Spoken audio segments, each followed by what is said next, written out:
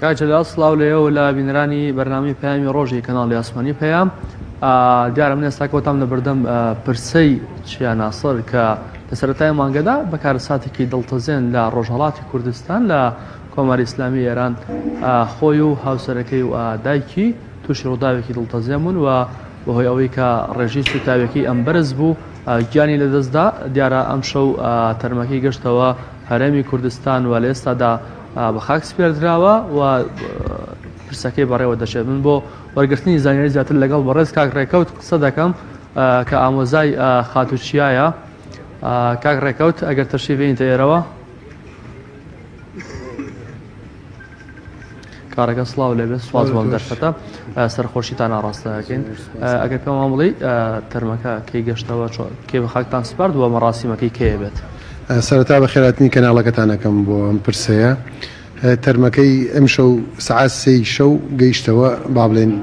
سلێمانی، سعادێکی شەو لەسەر مەرزەکە بوو با بڵێن سەعات 3 گەیشتە ئێرە،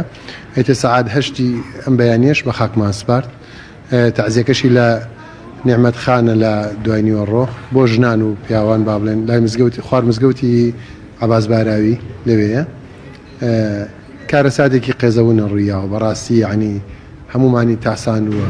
ئەمان بۆ چارەسەری نەخۆشی چوونەتە ئەوێ. تووشی ئەم کارەساتە ناشیری نەبوون لەلایەن کۆمەڵێک مافیا و دیاکخۆر و حەشیش خۆرەوە. بەڕاستی کارەساتێکی قێزەون و یعنی دژی هەموو بەشەریەتە. ئێمە لێرەوە مێ لە کەناڵەکەتانەوە سوپاسی کۆماری ئیسلامی ئێران کەم کە هاوکاری ئەم کەسوکاری منی کردووە لە نەخۆشخانە و لە هاوکاریکردن لە جێگە و ڕێگە و با بڵێن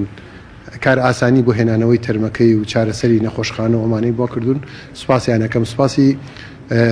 جێگری سەرۆکی حکوومەتی هەرێمەکەم کاقوبات کە ئاسانکاری کرد بۆ هێنانەوەی تەرمەکەی و مەسرفی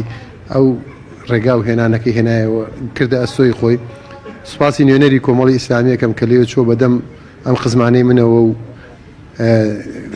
ئامادەی خۆی دەربڕێەوە بۆ هەموو هاوکاریکیان. سوپاسی هەر کەسێکەکەم لە کۆماری ئیسلامی ئێران و لێرەش کە هاوکاری ئەم کەسوکاری منی کردو بۆ هێنانەوەی ئەم تەرمە و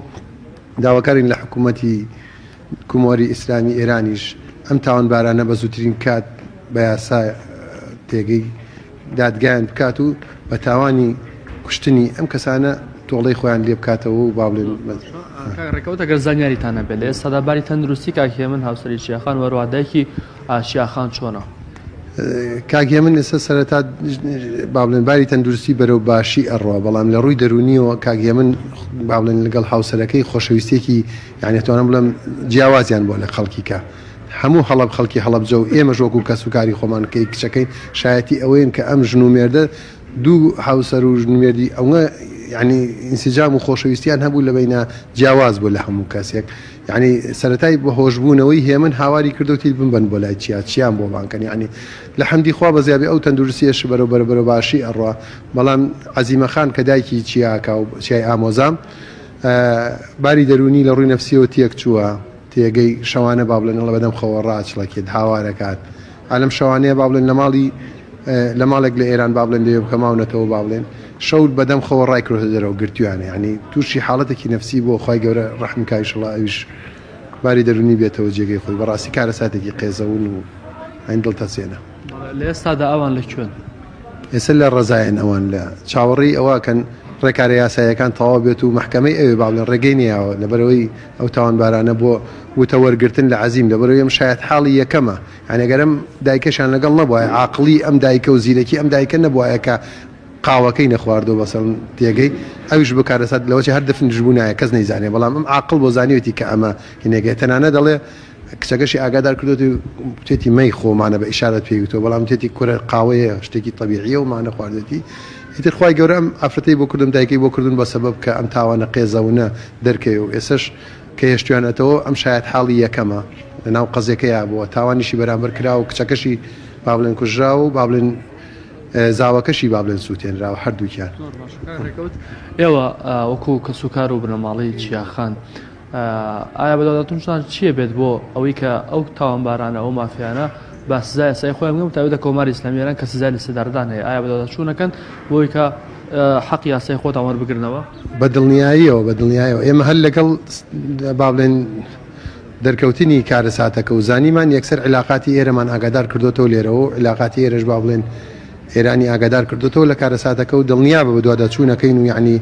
ئەگەر پێویست کا من ئەتوانین بڵێن داوا لە UN و نەتەوەی گرتوەکانیش هینەکەین لەسەر لە مافی مرۆڤ لە هەر شوێنە پێویست کا ئێمە یعنی بە دوای ئەو قەزەیە چین چونکە ئەم قەزەیە هەر ئەم قەزەیە نییە ئەمە شەبەکەیەکن گیراون چەندەها تاوانی قێزەونی ئاوایان کردەوە بێت چەندەها تاوانی کیان کردبێ کە شاراوە بۆ ئێستا لە ڕێمانەوە کەش بووە دڵنیاتەکەین کە ئێمە بە دواداچوونی تەواوەتی ئەکەین بۆ ئەو قەزەیە و وازیش ناین هەتاکو بە سزای خۆیان نەگرن و ئیعدام نەکرێت ڕاستی ئەگەر ڕست کاکڕێکەوت ئامۆزای خاتوچیای کۆش کرد و کاک جلال ئەگەر بکرێت زانیاریەک هیچ لە بەردەستا هەیە لەوەی کە لە ڕووی یاساییەوە دۆسیەکەیان بەکوێ گەشتووە و ئەو کەسانش کە دەزیر کراون ئایا ئەو زانیارانە پشتڕاست دەکرێنەوە کە هەردوو پیا و ئافرەتێکن کاکڕێکەوت ئەگە بوورە تەشبینیتەوە ئێرە هاوکارمە پرسێت ئەگەر پێمان بڵێ لە ڕووی یاساییەوە دۆسیەکە بەکوێ گەشتووە وایە ئەو کەسانە ئێستاکە بڵێن چەند قۆناغی یاسایی تێپەڕاند و دۆسە وڵایی سەرەتا تاوانبارەکان با بڵێن دوای ڕۆژێک لە تاوانەکەی با بڵێن ئەمان داوایان قەید کردو با بڵێن لەوێ خۆشبەختانە گیراون حکوومەتی ئێران سوپاسیانەکەین کە زۆر بە جدی بە داداچوونیان بۆ قەزێکە کردو و دەست بەجێ گرتوونیان ئیتر لە محکەمە بانگیان کردوون با بڵێن وتەی ئەمانیان وەرگرتووە لە محکەمە تاوانبارەکانیان هێناوە بە چای خۆیان بینیویانن با بڵێن ئەوان لە محکەمە ئیتر ئەوەی کە ماوەتەوە ئێستانە ڕێکاری یاسیەکان ماوە خۆ دەزانی یاساژ لەوێ بەڕاستی بە کتوپڕی یەکسەر ناکرێ مەسەر ئەم تاوانە هین کرێتەوەمانە تەسەور ئەەکەم یعنی چەند مانگێکی پێ بچی هەتاکو و با بڵێن محکەمە قەراری تەواوەتەیە بەس دڵنیاتانەکەم ئێمە سوورین لەسەر ئەوەی ئەبێ ئیلا بە سزای خۆیان بگێن و ئیعدام بکرێن ئەو تاوانباران ڕێکەوتیەوە داوای ڕادەستکردنەوەیانەکەن بە هەرێمی کوردستان یاخود هەر پێتان خۆشە لەوێ دادگایەکە بەڕێوە بچێ نا بە دڵنیایە چونکە ئەو کەسانە ئێرانین هەربێ لە وڵاتی خۆیانە تاوانەکەیان کردووە یاسا و قانونی وڵاتەکەی خۆشیان جێبەجێکرێ بەسەریانە دڵنیا بە هەر لە ئێران ئێمە متابعەیەکەین و لە ڕێی نوێنەری حکوومەتی هەرێمی کوردستان لە ئێران کاک نازم دەباخ کاقوبات ڕایسپاردووە لە ڕێی ئەوانە و لە ڕێی نوێنەری ئێران لێرە باوە قوسڵگەری ئێران لە حکوومەتی هەرێمی کوردستان متابعەیەکەین و خۆشمان وەداداچوونەکەین لە وڵاتی ئێران زۆر سپاس ڕاستی حەمامین بۆ گواستنەوەی ئەو زانیاریانەی کە لە پرسەی خاتوچیا ناسر بۆ ئێمە دگواستەوە